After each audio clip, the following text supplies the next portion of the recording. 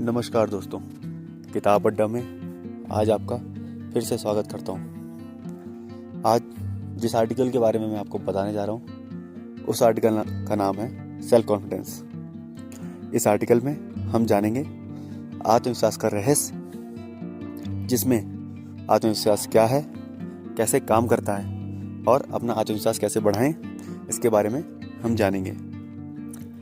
जिंदगी जीने में है, बर्बाद होने में नहीं।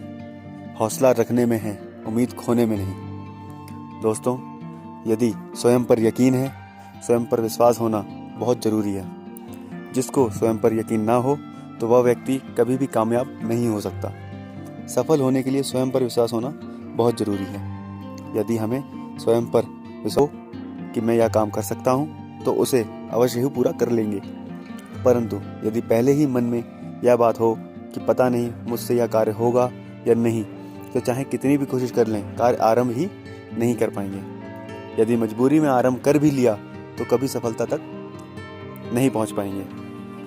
यह आत्मविश्वास और हिम्मत ही तो है जो हमें इस समाज में और इस संसार में जीने के योग्य बनाती है। यह हमारा हौसला और आत्मविश्वास ही तो होता है जो हमें नकारात्मक परिस्थितियों में भी जीने की प्रेरणा देता है।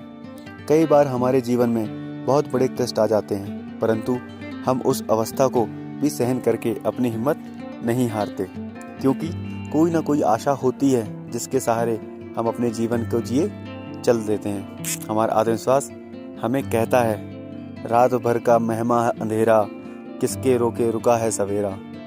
आत्मविश्वास ही इंसान को जिंदगी के हर मोड़ पर जीने की एक नई राह दिखाता है। जीवन के क्षेत्र में हमें इसकी ज़रूरत होती है। कभी कभी हम जो चाहते हैं वह नहीं होता। हमने हजारों सपने संजोए होते हैं, कहीं ना कहीं हमारे सपने अधूरे रह जाते हैं। सपनों का महल पल भर में चकनाचूर हो जाता है। बहुत दुख होता है तब जब उनके साथ ही हमारी कुछ उम्मीदें जुड़ी होती हैं, उमंगें जुड़ी होती हैं, इच्छाएं जुड़ी होती हैं और हम उन्हें अपना जीने का आधार मान लेते हैं। हम उनके टूटने पर स्वयं को टूटा हुआ अनुभव करने लगते हैं। हम निराश हो जाते हैं और कुछ भी अच्छा नहीं लगता।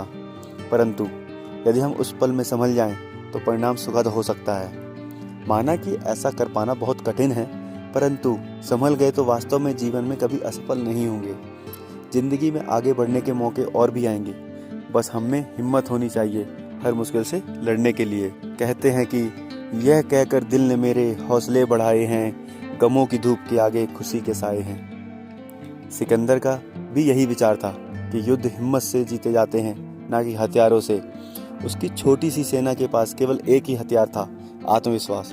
इतिहास साक्षी है कि अपनी छोटी सी सेना के बदौलत सिकंदर ने आधी दुनिया जीत ली थी।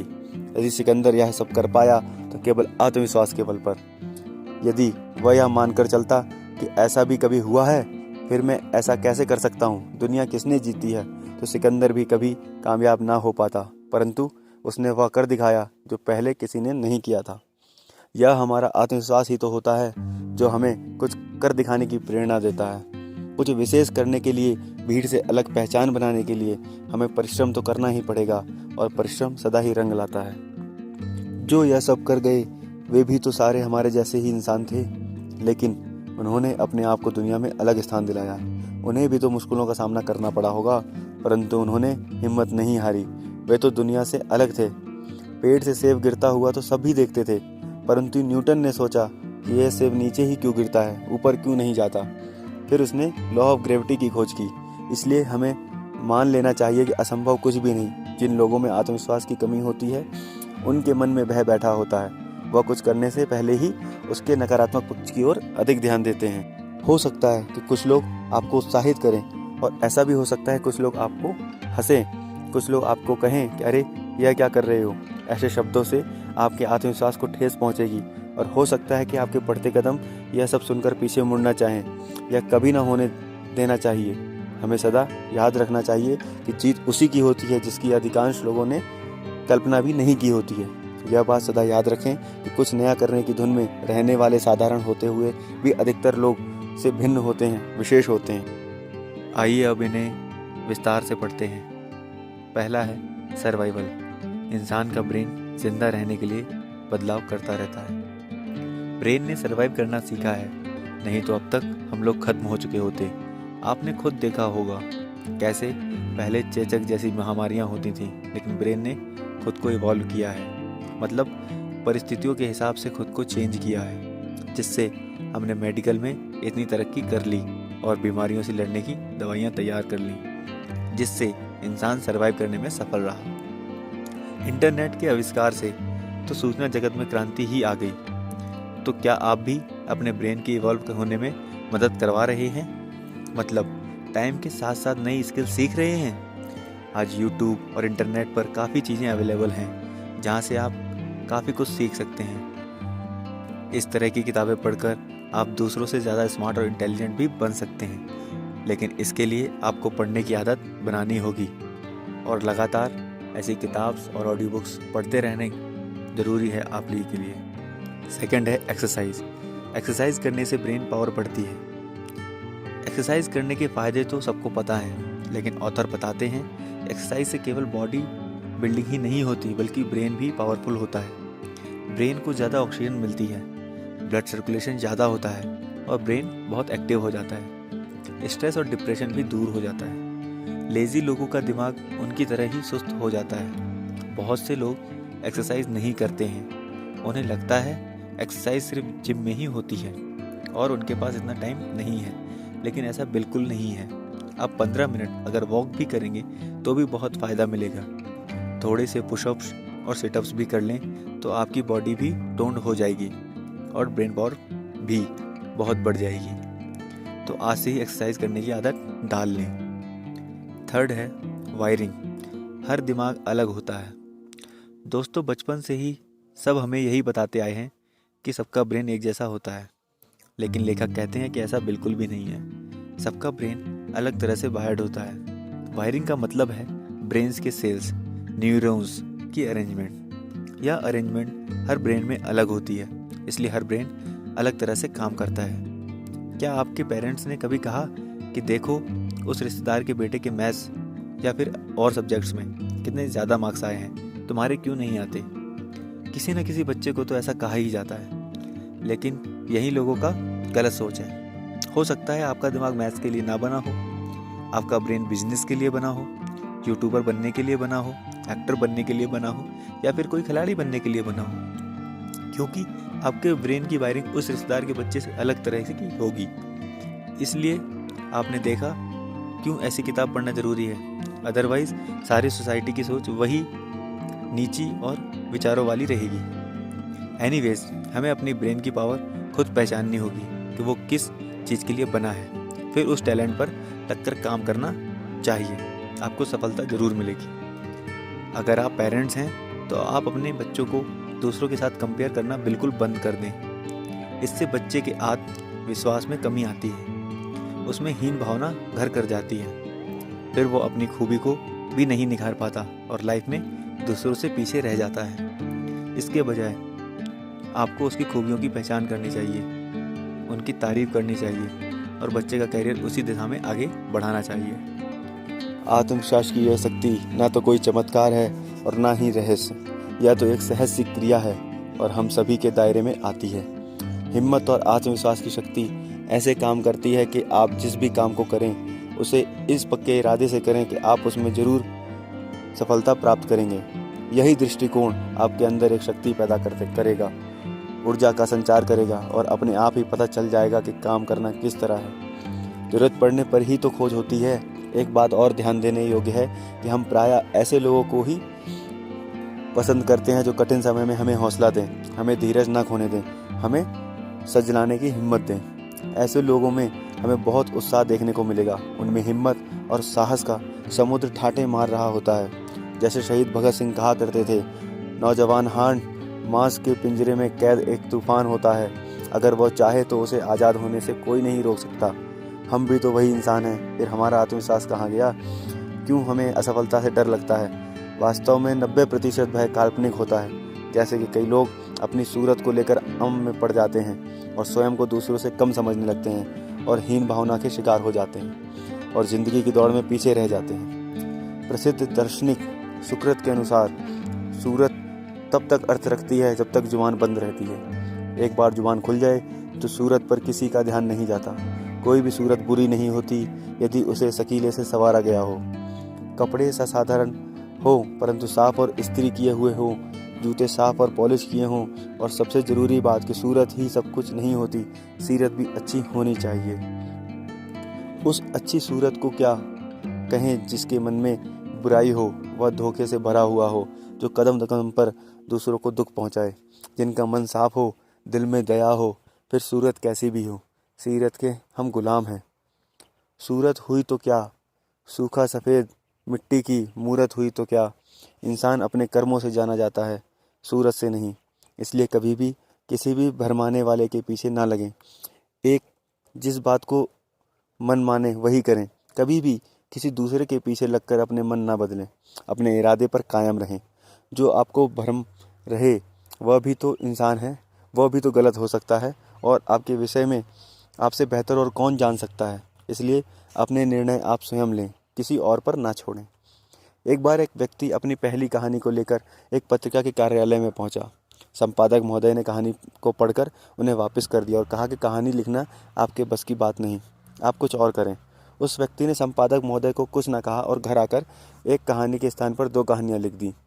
इसे कहते हैं कि जिंदा दिल, निडर और मेहनती इंसान, क्योंकि किसी के कहने से कुछ नहीं होता। वह यह बात समझ चुका था। आगे जाकर वह महान कहानीकार अर्नेस्टस हेमगन के नाम से प्रसिद्ध हुआ। यह बात हमें समझ लेनी चाहिए कि हो सकता है कि हमारे विचार किसी से ना मिलते हों, तो उसका हर्जाना हम क्यों भरें, किसी के पीछे लगकर अपने को हानि क्यों दें। अपने विचारों पर, अपनी सोच पर अटल रहें, अपने अंदर छिपे भय को निकाल दें। प्रसिद्ध मनोचिकित्सक के वर्मा कहते हैं कि डर का मनोविज्ञान ऐसा होता है कि आदमी को लगता है कि सब कुछ उसके हाथ से निकल गया है, सब समाप्त हो गया है, लगता है वो अकेला रह गया है। परंतु ऐसा कुछ नहीं होता। यह केवल हमारी सोच है, डर है। उस पिशाच के विड़े में यदि हम सोचना छोड़ दें और अपना ध्यान कहीं अगैर केंद्रित कर लें, तो हम पाएंगे कि यह केवल बेकार की सोच थी, जिसका कोई अर्थ नहीं था। हमें तो बहुत आगे तक जाना है और अपने जीवन के किसी लक्ष्य को प्राप्त करना है, अपना वजूद कायम करना है। बेकार की उलझनों में उलझकर अपना समय बर्बाद नहीं करना है। आत्मविश्वास जगाने के लिए इन बातों पर ध्यान रखना बहुत ज़रूरी है। पहले स्वयं पर विश्वास करना सीखें और अपने दिमाग का इस्तेमाल करना सीखें। जब भी सोचें अपनी सोच सकारात्मक रखें। सदैव सफलता के विषय में ही सोचें, कभी नकारात्मक ना सोचें। चाहे उगप घर में हो या कार्यालय में, सोच के मैदान में कभी भी असफलता के घोड़े ना दौड़ाएं। किसी कठिन समय में घबराएं नहीं, अपितु यह सोच कि ऐसा समय सदैव नहीं रहने वाला है। ऐसा कभी भी ना सोचें कि आप सफल नहीं हो सकते। जब कभी आप अपनी तुलना किसी और से करें तो स्वयं को किसी से कम ना समझें। ना ऐसा हो ना कि मन की मन उगप औरों की और बेहतर मान रहे हों और ऊपर से दिखावा कर रहे हों। यह वह धोखा है जो आप स्वयं को दे रहे हैं। Next is sleep. अच्छी नींद ब्रेन को हेल्दी रखती है। ब्रेन को स्वस्थ रखने के लिए अच्छी नींद लेना बहुत ज़रूरी है। दोस्तों, क्या आपको पता है जब हम सोते हैं तो हमारी बॉडी खुद को 80% तक हील करती है। ब्रेन भी दिन भर के बुरे विचारों और दूसरे कचरे को साफ करता है। आपने देखा भी होगा, किसी से झगड़ा होने पर आपका मूड खराब हो जाता है, लेकिन अब आप अगले दिन सोकर उठते हैं तो आप अच्छा महसूस करते हैं, क्योंकि नींद के दौरान ब्रेन आपके पूरे विचारों को साफ कर देता है। हर दिन हमारे ब्रेन के सेल्स यानी न्यूरॉन्स भी मरते रहते हैं। सोते समय ब्रेन इन न्यूरॉन्स को फिर से बनाता है, जिससे हमारा ब्रेन ठीक से काम कर पाता है। जो लोग लेट सोते हैं या ठीक से नींद नहीं लेते, उनका ब्रेन भी एबिलिटी कम हो जाती है। ऐसे लोगों को एंजाइटी और डिप्रेशन भी होने लगता है। डिमेंशिया मानी याददाश्त की कमी और हेलुसिनेशन चीज़ें दिखना भी हो सकते हैं। वो गुस्सैल और चिड़चिड़े भी हो जाते हैं। इसलिए 7 से 8 घंटे की नींद जरूर लें। आपका दिमाग हमेशा स्वस्थ रहेगा। नेक्स्ट है स्ट्रेस। स्ट्रेस में ब्रेन कोई भी काम अच्छे तरीके से नहीं कर पाता है। स्ट्रेस हमारे ब्रेन के लिए सही नहीं है, क्योंकि स्ट्रेस से हमारे बहुत से न्यूरॉन्स जल्दी मरने लगते हैं। इससे मेमोरी और इंटेलिजेंस पर बहुत प्रभाव पड़ता है। अगर आप घर का स्ट्रेस ऑफिस लेकर जाएंगे तो ठीक से अपना काम नहीं कर पाएंगे, और वाइस वर्सा भी ऐसा ही होगा। इसलिए स्ट्रेस से दूर रहिए, खुश रहें और खुश रखें। आखिर इंसान की लाइफ बहुत छोटी है। योगा, मेडिटेशन और एक्सरसाइज करते रहें। नेक्स्ट है सेंसरी इंटीग्रेशन। सभी 5 सेंस ऑर्गन्स ब्रेन को प्रभावित करते हैं। दोस्तों, हमारी 5 ज्ञानेंद्रियां होती हैं। ब्रेन पावर को बढ़ाने के लिए सभी 5 सेंसेस ऑर्गन्स को तेज कर लेना चाहिए। सेंस ऑफ स्मेल, हमारी स्मेल पावर बढ़ाने के लिए फूलों की खुशबू बहुत अच्छी होती है। पहली बारिश के वक्त मिट्टी की सौंधी सौंधी खुशबू किसके ब्रेन को सुकून नहीं देती, वैसे ही चाय, कहवा या चॉकलेट की स्मेल भी तरोताज़ा कर देती है। सेंस ऑफ साउंड, म्यूज़िक सुनने से ब्रेन रिलैक्स फील करता है और स्ट्रेस दूर होता है, लेकिन क्वालिटी म्यूज़िक ऐसा करता है, ना कि आजकल मशीनों से बनाया हुआ शोर करने वाला इलेक्ट्रॉनिक म्यूज़िक। मोजार्ट और बीथोवन का म्यूज़िक सच में ब्रेन को हील करता है। ये आपको इंटरनेट पर आसानी से मिल जाएगा। इसलिए दोस्तों, आप भी अपनी पसंद के म्यूज़िक कुछ देर के लिए रोज़ सुने। सेंस ऑफ टच, जैसे माँ का स्पर्श पल भर में ही आपको खुशी से भर देता है, आपकी सारी चिंता दूर हो जाती है। छोटे बच्चों को गोदी में उठाने पर भी प्यार और आनंद की अनुभूति होती है। Next is vision. सबसे ज़्यादा महत्वपूर्ण दृष्टि होती है। सभी ज्ञानेंद्रियों में सबसे ज़्यादा याद रखने में सहायता करती है दृष्टि या सेंस ऑफ साइट। हम देखी हुई चीज़ को ज़्यादा याद रख पाते हैं बजाय सुनी हुई चीज़ों के। आप अपनी क्लास के बच्चों के चेहरे को याद रख पाते हो, लेकिन उनके नाम शायद आप भूल जाएं। कुछ साल उनसे ना मिलें तो नाम तो बिल्कुल ही भूल जाते हैं, लेकिन चेहरे नहीं। ऐसे ही किसी स्टोरी को पढ़कर आप उसे भूल जाते हैं, लेकिन अगर उस पर फिल्म बन जाए तो उसका एक एक सीन आपको याद रहता है। सोचिए, अगर मैथ्स का टीचर अगर बोलकर ही आपको क्वेश्चन समझाए तो क्या किसी को समझ आ पाएगा? जब टीचर बोर्ड पर लिख कर समझाता है तो आप उसे देख पाते हैं, तभी आपको समझ आता है। इसलिए आप भी हो सके तो टफ चीज़ों को देखकर समझने की कोशिश करें। जैसे अपने गोल को कॉपी में लिख कर देखें, आपको अपना उद्देश्य समझ आ जाएगा। Next is gender. मेल और फीमेल का ब्रेन बहुत अलग होता है। एक एक्सपेरिमेंट में पुरुष और महिलाओं को हॉरर फिल्म दिखाई गई। मेल्स में दिमाग का राइट हिस्सा एक्टिव दिखा, जबकि फीमेल में लेफ्ट वाला हिस्सा एक्टिव हुआ। इसका मतलब है मर्द और औरत अलग अलग तरीके से इमोशंस को प्रोसेस करते हैं। प्यूबर्टी आने पर भी मेल और फीमेल में अलग अलग बिहेवियर दिखाई देते हैं। लड़के एंटी सोशल हो जाते हैं, गुस्सैल और तोड़ फोड़ मचाने लगते हैं, जबकि लड़कियां इमोशनल हो जाती हैं, जरा सी बात पर नाराज हो जाती हैं या रोने भी लगती हैं। इसलिए साइकोलॉजी को समझ कर ही बर्ताव करना चाहिए। Next is exploration. Brain explore करने यानी खोजबीन करने के लिए बना है। ह्यूमन का ब्रेन चीज़ों को एक्सप्लोर करने के लिए बना है। बचपन में हमारा ब्रेन में बहुत क्यूरियोसिटी होती है। हम बहुत से सवाल पूछते हैं और उनके जवाब जानना चाहते हैं, लेकिन जैसे जैसे हम बड़े होते हैं स्कूल और कॉलेज वाले हमारी क्यूरियोसिटी को मार देते हैं। वो हम पर पका पकाया सिलेबस और ज्ञान थोप देते हैं। एग्ज़ाम के नाम पर हम टॉपिक्स को रट्टा मारने लगते हैं। हमारी क्यूरियोसिटी को कोई कदर नहीं करता। कोई स्टूडेंट खुद की पोएम या स्टोरीज भी तो लिख सकता है, लेकिन क्योंकि ऐसा सिलेबस में नहीं है, कोई हमारी पोएम नहीं पढ़ना चाहता। इसके अलावा सोसाइटी तरह तरह के डर हमारे अंदर बिठा देती है। यह मत करो, वो मत करो, ये हो जाएगा, वो हो जाएगा। मतलब बच्चा अपना कुछ नया सोच ही नहीं सकता। इस सब से हमारा ब्रेन संकुचित होकर रह जाता है। हमारी क्यूरियोसिटी खत्म हो जाती है। हम कुछ भी एक्सप्लोर करने से डरते हैं और हम लाइफ में कुछ बड़ा नहीं कर पाते। लेकिन जिन लोगों में ये क्यूरियोसिटी और एक्सप्लोर करने की क्वालिटी बची रह जाती है, वो बहुत बड़े scientist, traveller, business person, entrepreneur आदि बन जाते हैं। आइंस्टीन ने कहा था, I am not a genius, I am just curious.